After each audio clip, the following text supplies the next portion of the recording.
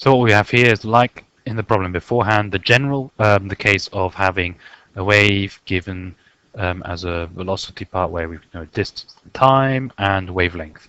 So the only thing that's different here now, we've got actual general expressions for it. So what it's about here is now being able to use this to create a general algebraic expression of the period t. So what you know now is certain equations we know already. This is the equation to use, not this one. This is something with focal length there. We need something about frequency. We know period related to frequency already. So we have a wave traveling a certain distance and a certain time. That gave us velocity. As you know, velocity is distance over time.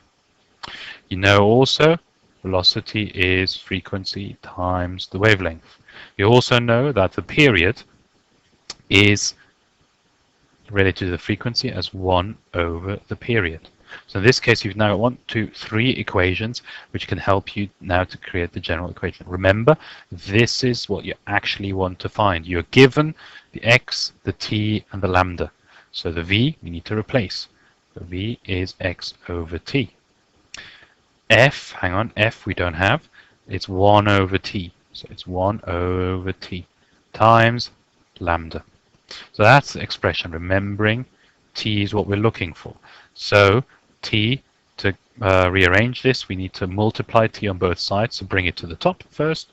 So t would then be x over t equals lambda. Bearing in mind you've got t now, t times x over t. So you want to divide x over t to have t alone on the left-hand side. If you do that, you're left with divide by x over t, and this is the final equation that you'll then get, which is the general expression.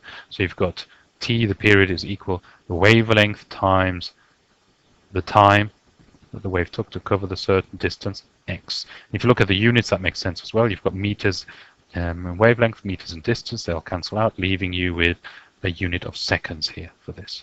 Problem solved. You've got the general equation for a period t, which will help you later on if you understand these kind of rearranging to follow some of the derivations in the future of the lecture.